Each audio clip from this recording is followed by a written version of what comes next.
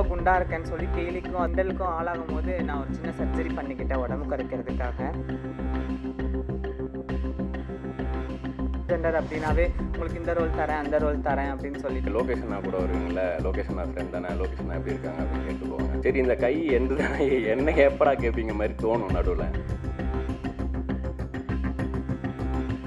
என்னோட ஃபோட்டோ நான் இன்ஸ்டாகிராமில் போட்டோன்னா, ஐயோ மதன் கௌரி நீ எங்கே இங்கே அப்படின்னு கேட்டாங்க. சரி நம்ம மூஞ்ச பார்த்தாலும் நம்ம தெரிய மாட்டோம் போல் அப்படின்னும் தான் அந்த நான் யாருன்னு நம்மளே கேட்கணும்னு ஒன்று வரும்ல.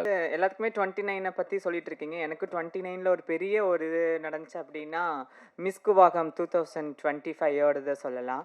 ஏன்னா அது எனக்கு ஒரு பெரிய அச்சீவ்மெண்ட் சொல்லுவேன். நான் உடம்பு வந்து ரொம்ப குண்டா இருக்கேன்னு சொல்லி கேலிக்கும் அதுக்கும் கிண்டலுக்கும் ஆளாகும்போது நான் ஒரு சின்ன சர்ஜரி பண்ணிக்கிட்டேன் உடம்பு குறைக்கிறதுக்காக.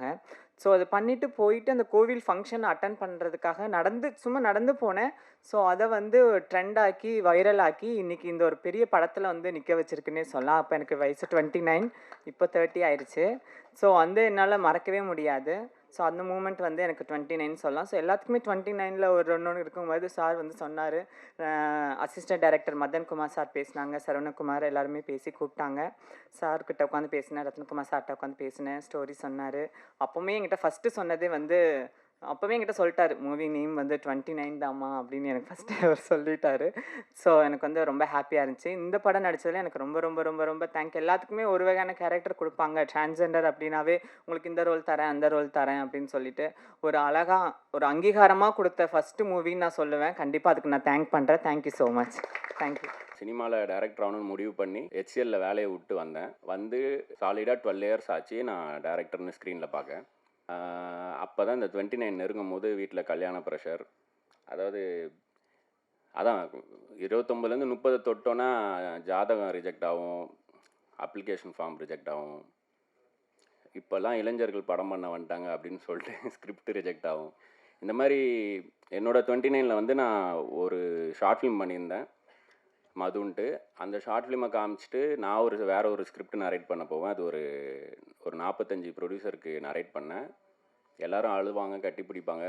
அதுக்கப்புறமா இதை ஏன் ஃபஸ்ட் படமாக பண்ணோம், உங்களுக்கு மது மாதிரி ஷார்ட் ஃபிலிம் வந்து நீங்கள் படுத்துக்கிட்டே லெஃப்ட் ஹேண்டில் எழுதிடலாம், ஜாலியாக சிரிச்சுட்டு எல்லோரும் பார்க்குற மாதிரி ஒரு படம் பண்ணுங்கன்னு சொன்னாங்க. அதை ஒரு 45 பேர் சொன்னாங்க. 46வது ஆளாக கார்த்திக் சுப்ராஜ் அவரும் சொன்னார் என்கிட்ட. ஏன்னா அந்த ஷார்ட் ஃபிலிம் அவங்க தான் தேட்டரில் ஸ்க்ரீன் பண்ணாங்க, ஒரு 6 ஷார்ட் ஃபிலிமோட. அப்போ இந்த க்ரௌடில் நான் இன்னைக்கு காலைல கூட பார்த்தேன், ஒரு ரிப்போர்ட்ரு, அவர் அன்றைக்கும் நான் பார்த்தேன்.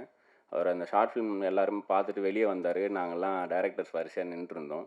இப்போ வரிசையாக பார்த்துட்டே போயிட்டு இதில் இந்த மதுன்னு ஷார்ட் ஃபிலிம் எடுத்தது யார் அப்படின்னு கேட்டார். நான் தான் அப்படின்னு சொன்னாங்க. இவன் டைரக்டர் ஆவான் அப்படின்னு போயிட்டார். அதுலேருந்து எனக்கு அங்கேருந்து தான் அந்த அங்கீகாரம் கிடச்சிது. நான் வந்து ரொம்ப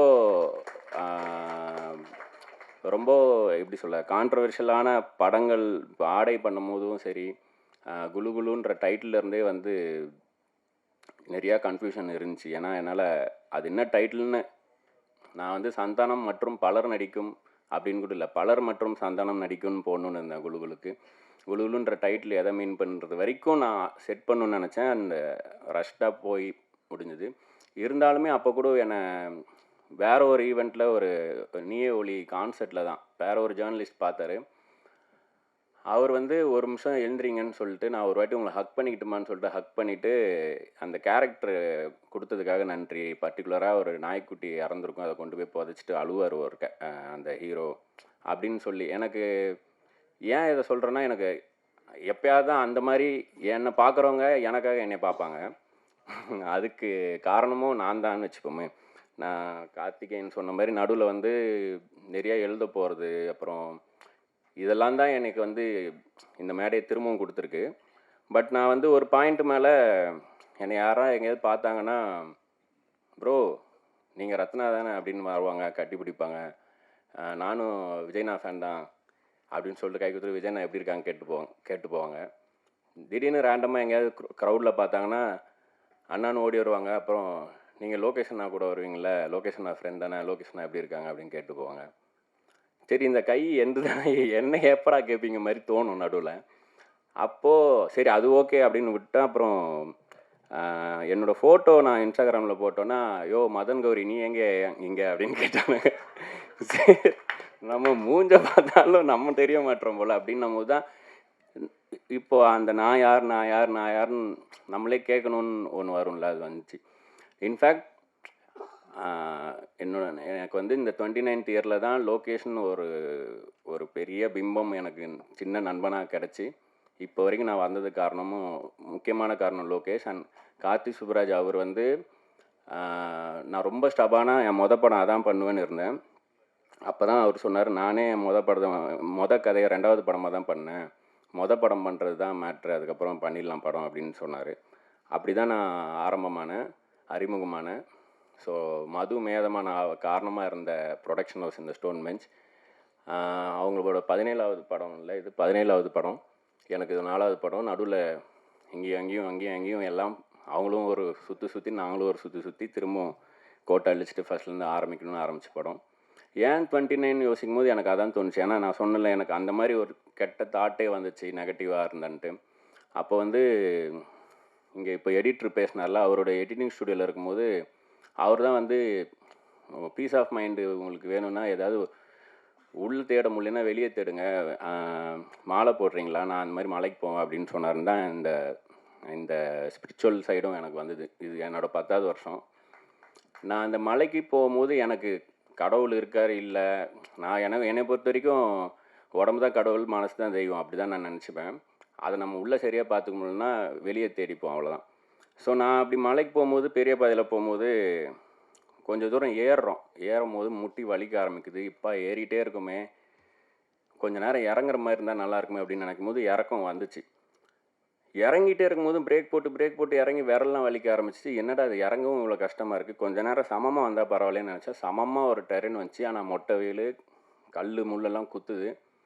சமமாக நடந்து போகும்போதும் விரலெல்லாம் மடக்கிட்டு இப்படி தான் நடந்து போகிற மாதிரி நடந்து போனோம்.